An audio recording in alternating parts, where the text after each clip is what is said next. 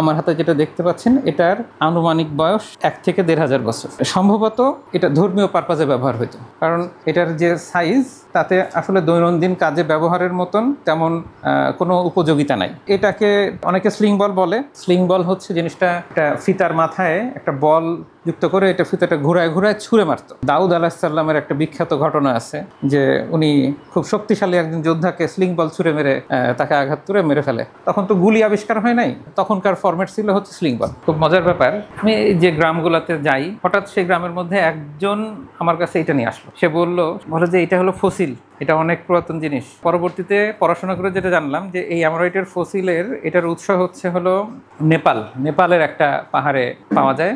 আর fossil জিনিসটা হচ্ছে এই যে মাঝখানে যেটা দেখা যাচ্ছে এইটা মূলত পৃথিবী থেকে বিলুপ্ত হয়ে যাওয়া অনেক অনেক হাজার হাজার বছর আগে, মানে এটার বয়স অ্যাটলিস্ট 1 লাখ বছরের বেশি পুরাতন। তো ফসিলটা হচ্ছে এই প্রাণীটা যেভাবেই হোক একটা জায়গায় ট্র্যাপ হয়ে যায়, মাটির নিচে ট্র্যাপ হয়ে যাওয়ার পরে এটা ধীরে ধীরে স্টোনে কনভার্ট হয়ে গেছে। বাহিরের এটা স্টোন, এই যে ভিতরে যেটা দেখা যাচ্ছে এটা ছিল মূলত ওই প্রাণীটা যেটা অনেকটা শামুকের মতন। এবং অ্যামোনাইটের ফসিল অনেক বড় বড় হয়। আমি নেটে যেটা দেখছি যে এইরকম সাইজের, মেঝে থেকে এত উঁচা বিশাল আকৃতির অ্যামোনাইটের ফসিল হয়। তো আমাদের এদিকে শালগ্রাম শিলাগুলো ছোট, মাঝারি ছোট এরকম সাইজ এই টাইপেরই হয়।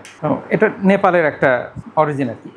এটাও হয়তো ধর্মীয় পারপাজে ব্যবহার হয়। এটা আমি পাইছি নওগাঁর একটা গ্রাম থেকে। তো ওই জায়গায় এটা পাহাড়পুরের কাছাকাছি গ্রামটা আর কি। ওখানে আমি মাঝে মধ্যে যাই, ওরা আমাকে চিনে।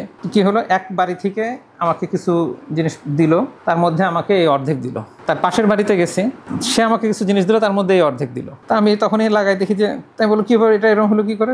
তাদের মধ্যে একজন বললো যে এটা আমি পাইছিলাম, আমি আমার মেয়েকে খেলতে দিছিলাম, খেলতে দেওয়ার পরে সে যেভাবে হোক এটা ভাঙে, এবং ভাঙার পরে আমি অর্ধেক পাইছি, আমি অর্ধেকে রেখে দিছি আপনার জন্য। তো এই যে ঘটনাটা, এই ঘটনাটা একটা মানে গুরুত্ব বহন করে এরভাবে যে আমি ওখানে যাই, তাই তারা এটা সংরক্ষণ করছে।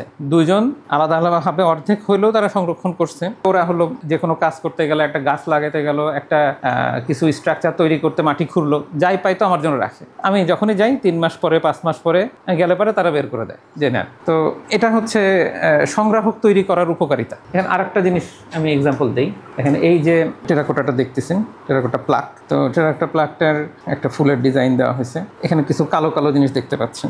এটা আমি যে বাড়ি থেকে সংগ্রহ করি, সেই বাড়িতে এটা পাওয়ার পরে এটাকে কয়েলের স্ট্যান্ড বানাইছিল তারা। এখানে কয়েল পুরানোর পরে এই দাগ হয়েছে, এর উপরে কয়েল জ্বালায় রেখে দিছি। তো এই যে মানে আমরা জিনিসটা সংগ্রহ করতেছি এই জন্য, এরপর থেকে তারা কিন্তু আর এগুলোকে নষ্ট করে না। তাদেরকে বলছি, বুঝাইছি, এই ডিস্ট্রয় হওয়া থেকে রক্ষা করার জন্য আমার মতে এই জিনিসের সংগ্রাহকের প্রতি মানে সংগ্রহের প্রতি মানুষজনের উৎসাহিত করা উচিত। এটা প্রাচীন খুব বেশি না, তবে স্পেসিফিক কত দিনের প্রাচীন এইটা বলা যাবে। অন্যগুলাকে আমি হাতে ধরে বলতে পারবো না। তবে এটাতে দেখেন এখানে কিছু কথা লেখা আছে। চন্দ্রাচল তীর্থৌশাকে রাধাকান্ত শ্রিয়াযুত প্রাসাদং 1571, এই কথাগুলো লেখা আছে। তো এই জিনিসটাকে, এটাকে একটা টার্ম বলে এই টাইপের আপনার টেরাকোটা প্লাককে, যেখানে নিচে একটা শাল দেওয়া আছে, সংখ্যা দেওয়া আছে। এই সংখ্যাটাকে উপরে প্রতীকীভাবে কিছু শব্দ দিয়ে এই সংখ্যাটাকে বোঝানো হয়। এখানে যে 1571 সাল দেওয়া আছে, এখানে চন্দ্রাচলে, এই চন্দ্র মানে হচ্ছে 1, অচল বলতে বোঝায় পাহাড়। হিন্দু মাইথোলজিতে 7টা গুরুত্বপূর্ণ পাহাড় আছে, এরকম এটি আছে। তো এই অচল মানে 7, আর তিথি প্রতি মাসে শুক্লপক্ষ কৃষ্ণপক্ষ 15 দিন 15 দিন করেই হয়। তিথি মানে 15। তো 1, এই যে এটা এই উল্টা দিক দিয়ে করছে, 1, 7, 15। হ্যাঁ, তো এই সংখ্যাটাকে তারা এখানে এই ছন্দে প্রকাশ করে আর কি। এই জিনিসটাকে, টার্মটাকে বলা হচ্ছে ক্রোনোগ্রাম।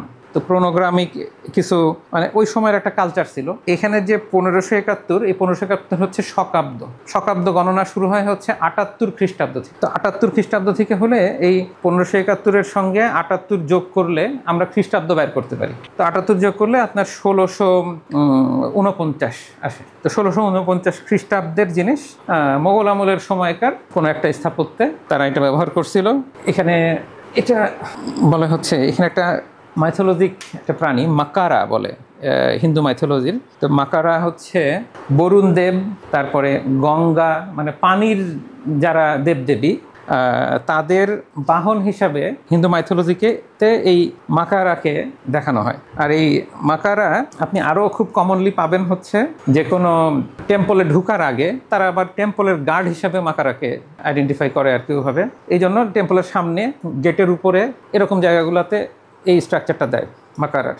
এখানে একটা জিনিস দেখতে পাচ্ছেন, দেখেন যে ইউজুয়ালি আমাদের প্রাচীন যে টেরাকোটাগুলো যে কোনো টাইপের, সেটা ওই ফিগার হতে পারে বা ইটের মধ্যেও হতে পারে, কোনোভাবে যদি ভাঙা হয় বা ভাঙা অবস্থাতে পাওয়া যায়, ভিতরে সবসময় দেখা যায় যে বাইরের অংশটা ব্রাউন, ভিতরের অংশটা ব্ল্যাক। মানে এরা যে মাটিটা তৈরি করতো মিশ্রণটা, ওই মিশ্রণে কিছু একটা মিশাইতো যেটাকে হিট দিলে ভিতরের অংশটা এরকম কালো হইতো এবং বেশি হার্ড হইতো, যেটা 1000-2000 বছর থাকার পরেও এত সুন্দর ফর্মে আছে। অথচ আমরা দেখি আমাদের ইট দিয়ে আমরা বিল্ডিং বানাচ্ছি, আমাদের 50-100 বছর গেলেই বিল্ডিং আর লাস্টিং করতেছে না, যদি সামনে বাইরে আমরা প্লাস্টার না দিই একবারে ঝুরঝুরা হয়ে পড়ে যাচ্ছে ইটগুলা। এটাকে আমরা টেপা পুতুল বলি। এখনও আমাদের মেলাতে, গ্রামের মেলাতে দেখা যায়, কিনতে পাওয়া যায়। ঢাকা ভার্সিটিতেও চারুকলায় ওরা তৈরি করে। আমার এই টেপা পুতুলটা এটা অনেক প্রাচীন, এটা প্রায় 1000 বছর প্লাস এরকম প্রাচীন।